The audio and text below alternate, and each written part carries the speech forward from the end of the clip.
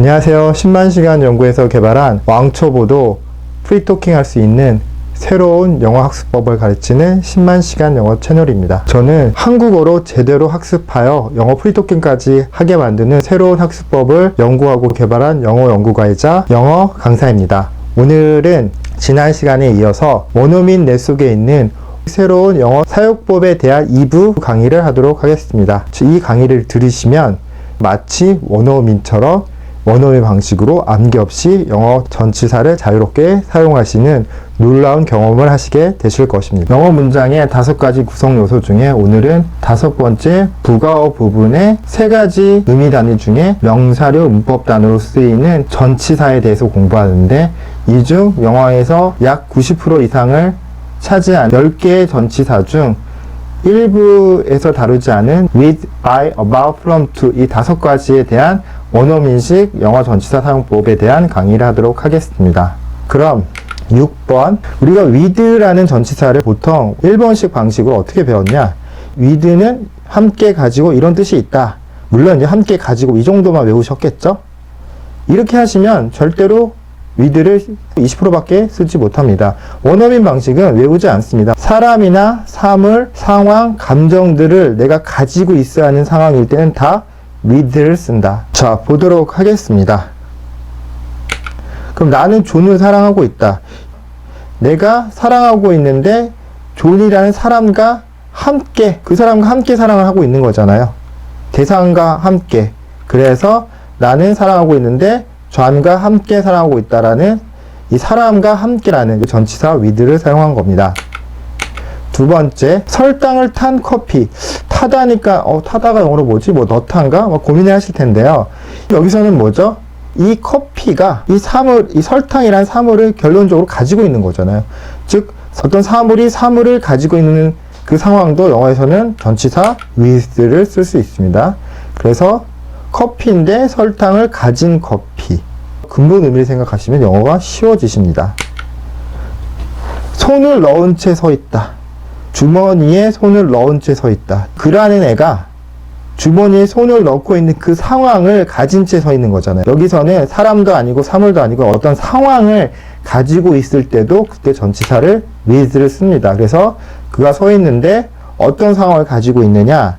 그의 손이 주머니 속에 들어가 있는 그 상황을 가진 채로, 영어에서는 그 상황을 가지고 있다고 해서 with를 쓰게 됩니다. 2번과 3번이 여러분들에게 어떻게 보면 생소한 원어민식 사용법입니다. 하지만 익숙해지시면 정말 쉽습니다.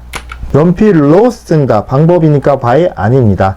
여기서도 이 연필을 가지고, 연필이라는 도구를 가지고 쓸 때는 당연히 with a pencil이라고 with를 쓰게 되는 것입니다.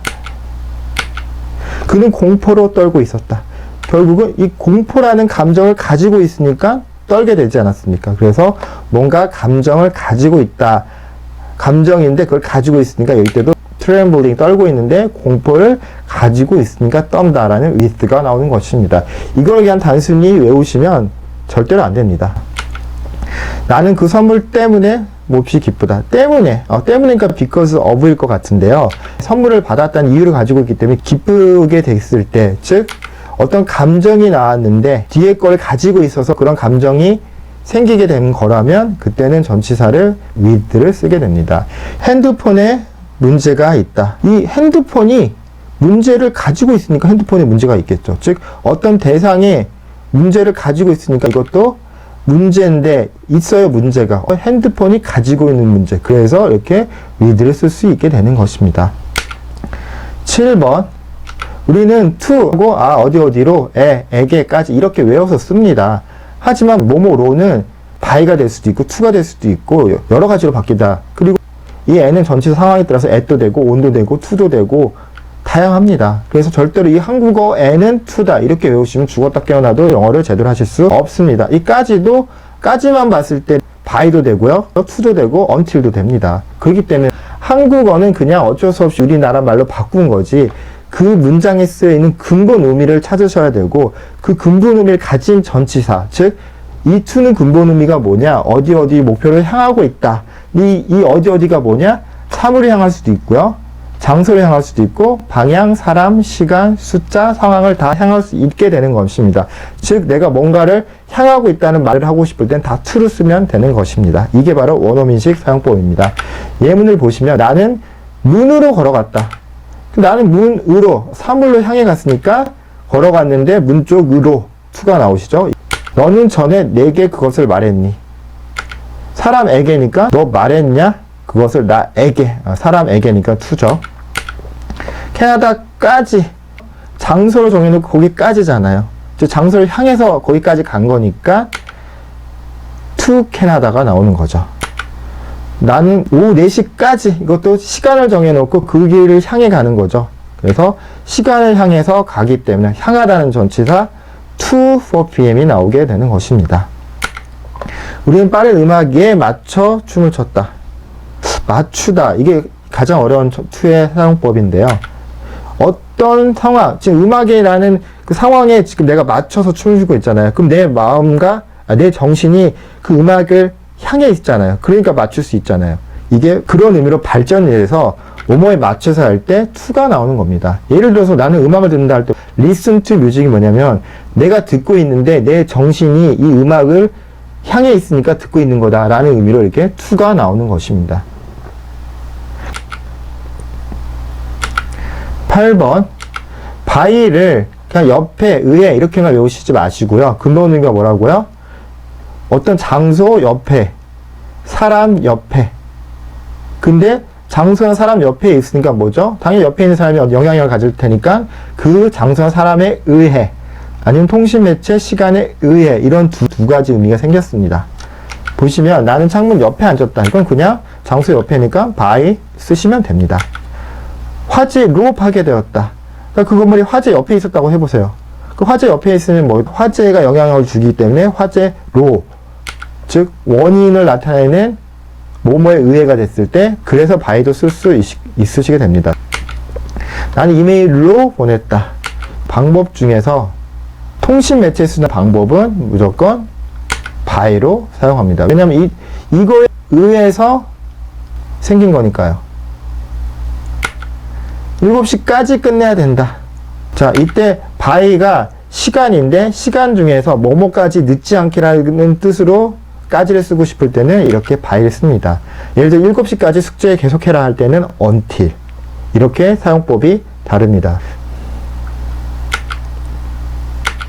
9번 from을 그냥 부터 한때 이렇게 외우지 마시고요. 장소나 시간, 사물, 위치, 상황에서부터 비롯되는 일을 내가 표현하고 싶을 때는 from이다. 즉 from 뒤에는 어떤 것에 장소든 시간이든 상황이든 그 원인을 나타내는 내용이 나옵니다. 예를 들어서 나는 캐나다 출신이다. 즉 캐나다라는 장소로부터 얘가 온 거잖아요. 그래서 캐나다 출신이다. from이 나오고요. 걱정거리가 많아서 녹초가 되었다. 이 걱정거리라는 감정으로부터 녹초가 된 거니까 이 걱정거리가 원인을 나타내는 근본 이유니까 그때는 from이 나오는 것입니다. 10시 30분에 시작하는, 즉 그 10시 30분이라는 시간으로부터 시작된 거잖아요. 근원지, 출발점을 나타낼 때는 이렇게 from을 쓰게 되는 것입니다. about은 그냥 대하여, 야 이렇게 외우시는 것보다 사람이나 자 이런 것의 주변을 다 포함해서 뭔가를 얘기하고 싶다. 그럴 때는 about을 사용하게 되는 것입니다. 너에 대해 말해라. 이럴 때도 너라는 사람에 대해서 말할 때, 그래서 about인데요. 이때 about만 쓸 수 있는 게 아니라 of를 쓸 수도 있습니다. 만약 about you는 너를 포함해서 너랑 이 주변의 것까지 다 말할 수 있으면 about you이고요. 만약 of가 나오면 너에 대해서만 얘기하라는 뜻으로 사용법이 다르게 됩니다. 주의를 걸어라. 공원이라는 사물 주의를 걸어야 되기 때문에 여기서도 걸어라 공원 주위를, 주변을. 3시쯤에, 즉 3시라는 숫자가 정확한 게 아니라 그 근처 주변이니까 우리나라 말로 쯤이라고 하죠. 그쯤, 대략 이런 말에 해당되는 말이 그쯤에 about이라고 사용하게 되는 것입니다. 오늘 강의가 잘 이해되셨나요? 오늘 강의와 일부 강의를 다 들으시면 원어민들처럼 암기하지 않고 영어 전치사의 근본 의미를 통해서 자유롭게 영어 회화에서 전치사를 사용하실 수 있게 되십니다. 제가 연구한 원어민식 사고방식 문법을 계속해서 강의를 할 예정입니다.